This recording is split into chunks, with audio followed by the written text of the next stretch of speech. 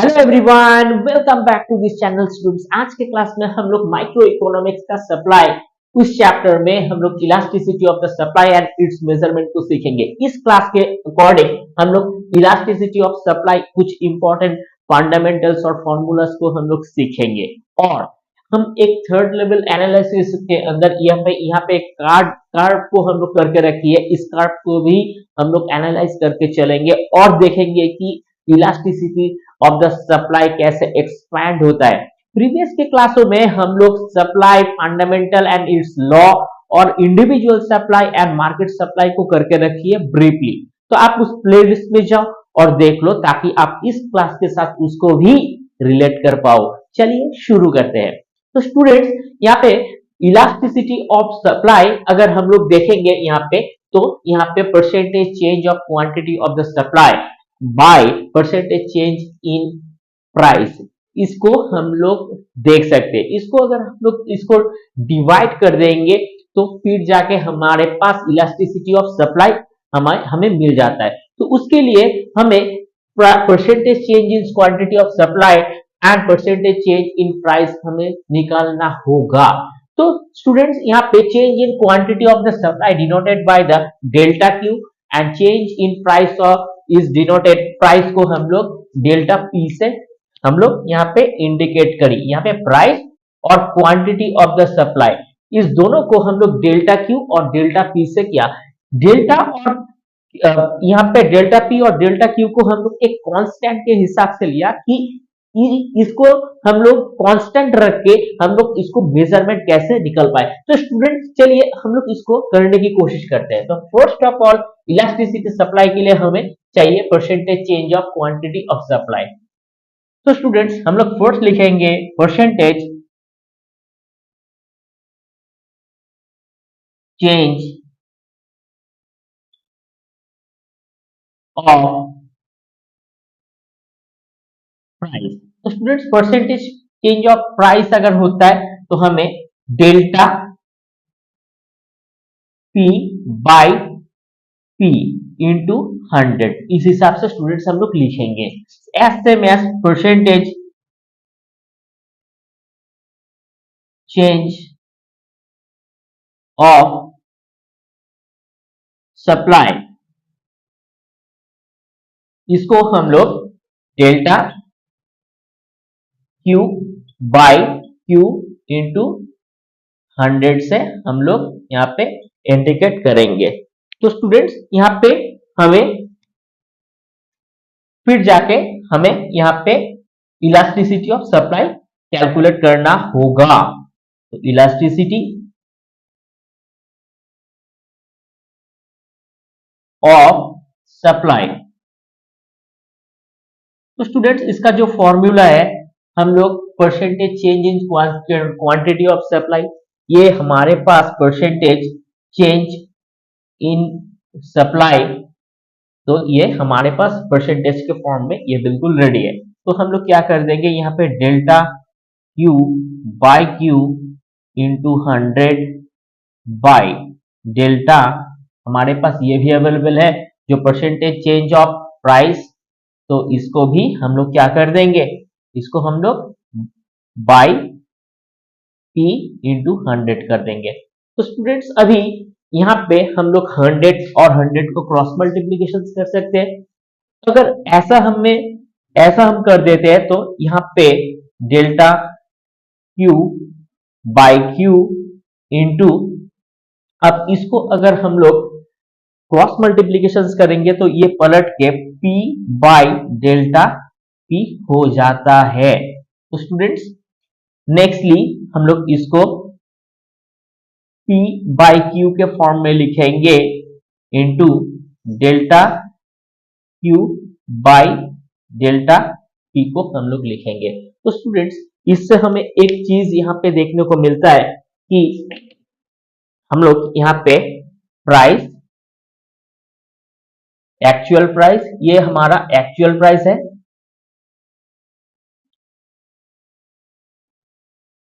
By actual supply. तो student ये जो Q है इस Q को हम लोग सप्लाई को डिनोट करते हैं, ठीक है। तो यहाँ पे Q जो है ये सप्लाई को हम लोग यहाँ पे डिनोट करते थे, ठीक है। So that is why actual supply. तो इसको हम लोग मल्टीप्लाई करेंगे, मल्टीप्लाई, और यहाँ पे चेंज इन सप्लाई बाय यहाँ पे delta P, change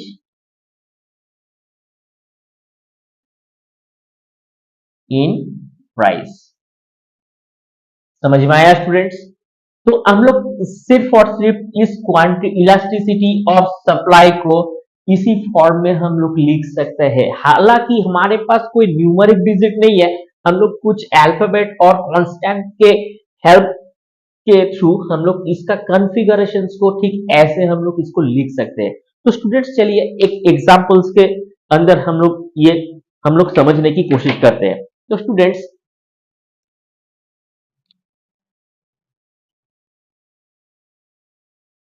example, so students यहाँ पे प्राइस, तो प्राइस के हम लोग रुपीस टर्म में हम लोग लिखेंगे, और supply,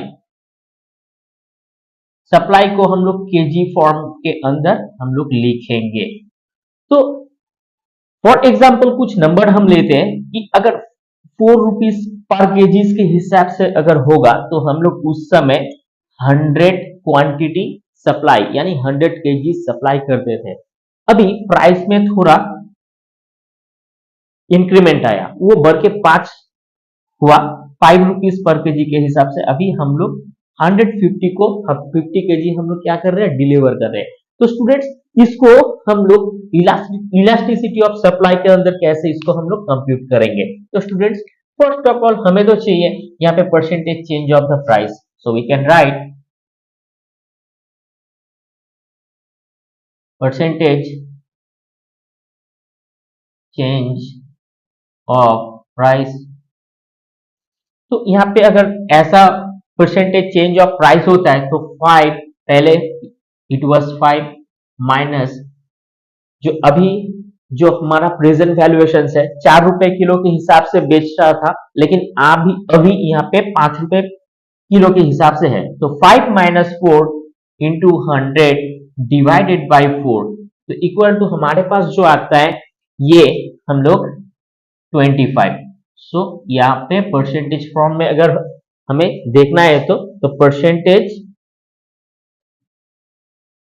change in of the price is 25%, ठीक है। चलिए नेक्स्टली हम लोग देखेंगे कि परसेंटेज चेंज ऑफ सप्लाई। तो स्टूडेंट्स अभी सप्लाई जो है पहले हुआ करता था 100 किलो, अभी 150 kilo, so 150 minus 100 into 100 divided by 100। तो 100 हम लोग क्रॉस मल्टीप्लीकेशन के हिसाब से कर सकते हैं, और हमारे पास जो बचता है ये 50 है, तो ये भी परसेंटेज टर्म में ही आएगा। तो स्टूडेंट्स अभी हमें कैलकुलेट ये करके चलना है कि हम लोग यहाँ पे देयरफॉर यहाँ पे elasticity of demand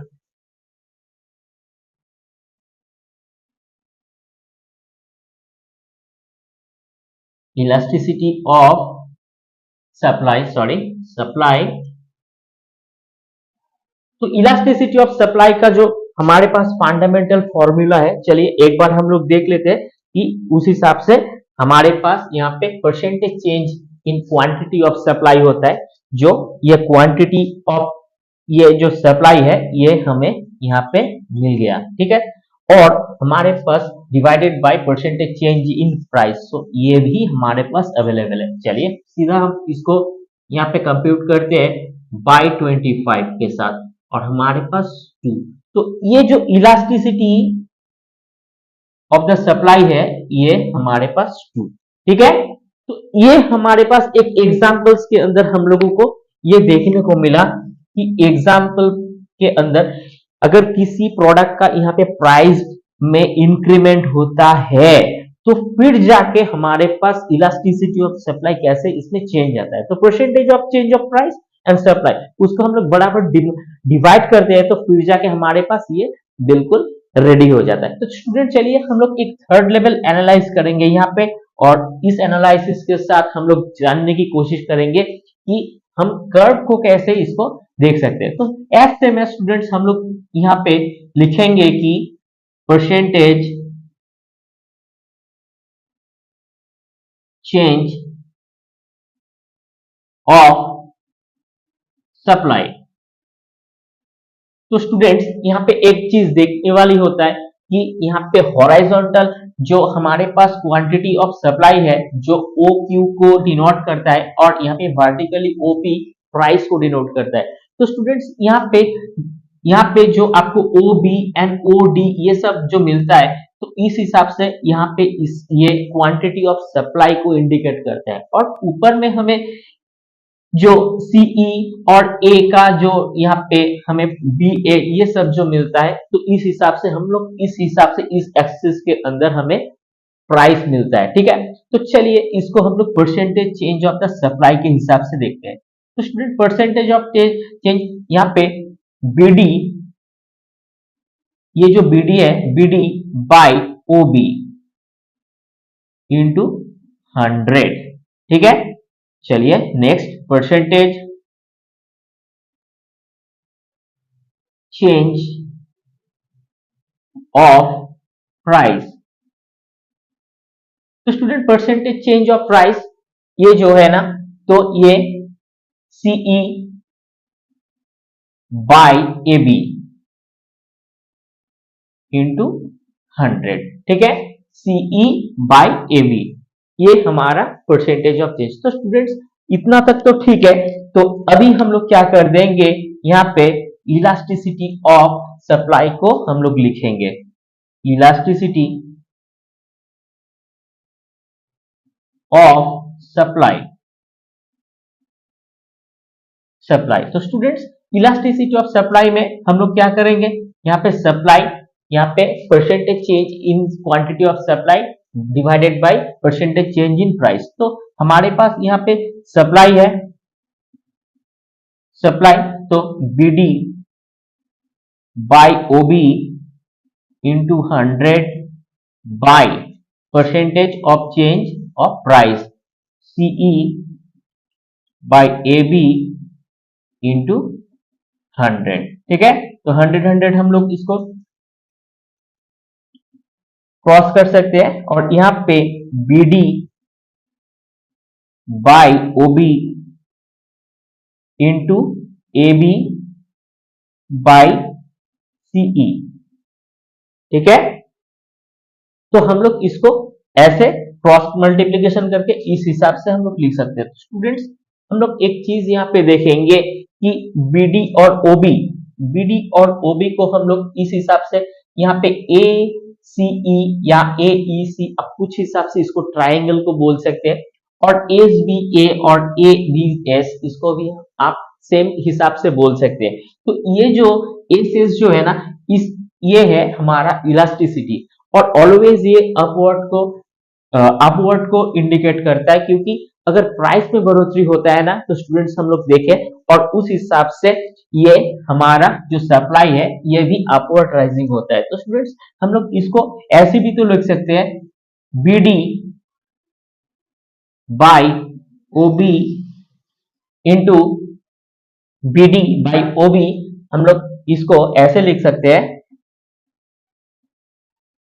A B जैसे A B by OB, A B by OB, ठीक है, into A E by CE, by CE, इस फॉर्म में भी हम लोग लिख सकते हैं। ठीक है, तो नेक्स्टली इसको हम लोग A B by OB into हम लोग इसको ए बी हम लोग S B by A B के फॉर्म में भी हम लोग लिख सकते हैं। ठीक है, जैसे A B by O B, A B by OB, इसको इनटू हम लोग मल्टीप्लाई कर देंगे HB by AB, HB by AB, इसको हम लोग एरियाज के ऊपर हम लोग मल्टीप्लीकेशन कर देंगे स्टूडेंट्स, ठीक है। तो अभी ये AB और AB को हम लोग इजीली क्रॉस कर सकते हैं, तो हमारे पास जो बच जाएगा ना वो OB बाई HB, ठीक है। तो स्टूडेंट्स एक इंपॉर्टेंट नोट यहाँ पे लिखना है कि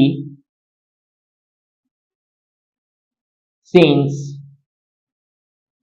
the triangle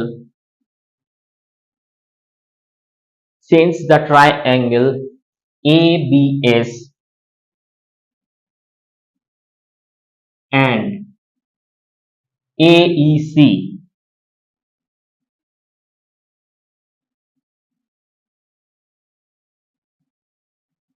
are similar, ठीक है, are similar, so we can write AE by CE, AE by CE equal to SB by AB। Students आप देख सकते हो AE और CE and HB and AB ये बिल्कुल सेम ट्राइंगल्स है, ठीक है।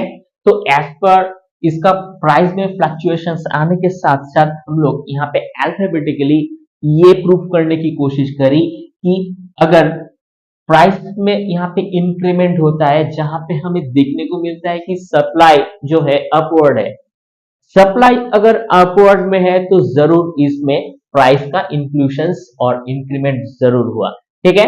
तो यहाँ पे हम लोग इसको प्रूव कर सकते हैं। तो स्टूडेंट्स आप इसका स्क्रीनशॉट ले लो।